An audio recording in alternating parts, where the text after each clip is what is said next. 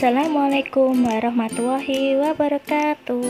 Gimana kabarnya Ananda Solih-Solihah? Alhamdulillah. Mari kita berdoa membaca basmalah. Bismillahirrohmanirrohim. Hari ini kita akan belajar pembelajaran tema 4, subtema 3, pembelajaran 6, halaman 133 tentang kewajiban dan hakku dalam bertetangga. Yuk disimak. Tujuan pembelajaran kali ini yang pertama, siswa dapat mengidentifikasi kewajiban dan hak dalam kehidupan bertetangga. Yang kedua, siswa dapat menentukan dua bilangan yang hasil kalinya diketahui. Yang ketiga, siswa dapat menemukan ungkapan yang menyatakan kewajiban dan hak dalam bertetangga. Kewajiban menjaga kebersihan lingkungan dilakukan untuk mencegah penyakit. Salah satunya yaitu demam berdarah. Demam berdarah disebabkan oleh gigitan nyamuk Aedes aegypti. Nyamuk berkembang di tempat yang tergenang air. Apabila kita melakukan kewajiban membersihkan lingkungan, maka kita mendapat hak, yaitu mendapat lingkungan yang nyaman, bersih, dan terhindar dari penyakit. Nah, berikut ini cara mencegah penyakit demam berdarah dapat dilakukan dengan 3M. Yang pertama, menguras. Yang kedua, menutup. Yang ketiga, mengubur. Dan dapat juga dilakukan pengasapan. Apa ya maksudnya? Maksudnya adalah menguras, artinya mengeluarkan air dari tempatnya. Misalnya, menguras bak mandi. Yang kedua, menutup, artinya menjadikan suatu tempat menjadi tidak terbuka. Misalnya, menutup semua tempat yang ada airnya atau yang dapat menampung air. Terus mengubur. Mengubur itu artinya memasukkan sesuatu ke dalam lubang tanah, kemudian menutupnya kembali dengan tanah. Yang terakhir, pengasapan adalah sebuah teknik yang dipakai untuk membunuh serangga yang melibatkan pemakaian semprotan pestisida murni yang diarahkan oleh sebuah pompa udara. Ananda Solih-Solihah, dibuka ya buku paketnya halaman 134. Ayo membaca. Wabah demam berdarah. Pak Darmadi, ayah Nina terserang demam berdarah. Tubuhnya tinggi dan menggigil kedinginan. Kepalanya terasa berat, perutnya mual dan ingin muntah. Ada bintik-bintik merah di kulitnya. Mengamati gejala-gejala yang ada, maka Bu Atik pun segera membawa Pak Darmadi ke rumah sakit. Nina dan Faris ikut mendampingi ayah mereka ke rumah sakit. Setibanya di rumah sakit, Pak Darmadi langsung dilayani dan diperiksa oleh dokter. Pak Darmadi dimintai untuk rawat inap di rumah sakit selama beberapa hari. Pak Darmadi diperiksa dan dirawat secara intensif di rumah sakit. Infus dan obat-obatan diberikan kepada Pak Darmadi agar segera sembuh dan sehat kembali. Selama beberapa hari Pak Darmadi di rumah sakit, para tetangga pun segera berbondong-bondong menjenguk Pak Darmadi. Tetangga-tetangga di kampung Pak Darmadi sangat menjaga keakraban dan persaudaraan. Mereka selalu saling menolong dan membantu satu sama lain ketika salah satu tetangga mengalami kesulitan atau musibah.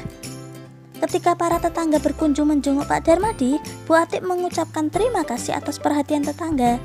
Bu Atik juga berpesan agar semua tetangga menjaga kebersihan lingkungan karena demam berdarah penyakit berbahaya. Nyamuk demam berdarah adalah penyebar penyakit demam berdarah yang hidup di genangan air dan tempat kotor. Oleh karena itu, seluruh warga wajib membersihkan lingkungan sekitarnya. Seluruh warga harus bekerja sama dengan bergotong royong untuk menjaga kebersihan lingkungan. Mereka harus melakukan 3M, yaitu menguras, menutup, dan mengubur. Ananda Solih-Solihah, tugas kalian adalah mengerjakan halaman 135, ayo berlatih 1-5. Ya, itu tugas kalian. Dikerjakan, bisa ditulis di buku tulis kalian, oke?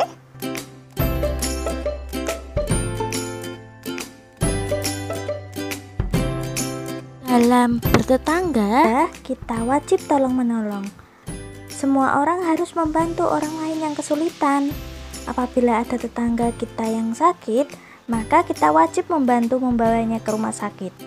Ini saya kasih contoh soal ya. Disimak baik-baik.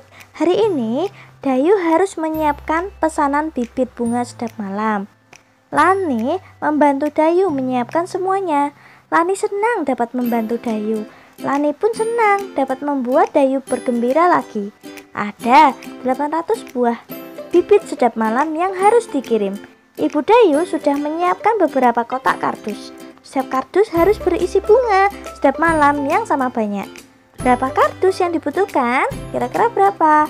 Berapa banyak bibit dalam setiap kardus? Buatlah dua kemungkinan jumlah kardus yang dibutuhkan. Ini kita kan sudah memiliki 800 buah bibit sedap malam. Berapa kali berapa kira-kira? Kemungkinan pertama ya, kita coba yang 2 berarti berapa? Kali berapa? Isinya 800. Iya, kali 400 ya. Jadi 2 kali 400 sama dengan 800.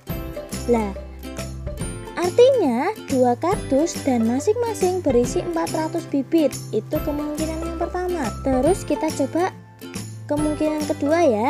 Jika kita memiliki 800, jadi berapa kali berapa? Ya, kita coba kali 4. 4 kali berapa? Kira-kira? Iya, 200. Ya, jadi 4 kardus dan masing-masing berisi 200 bibit. Nah, gitu caranya.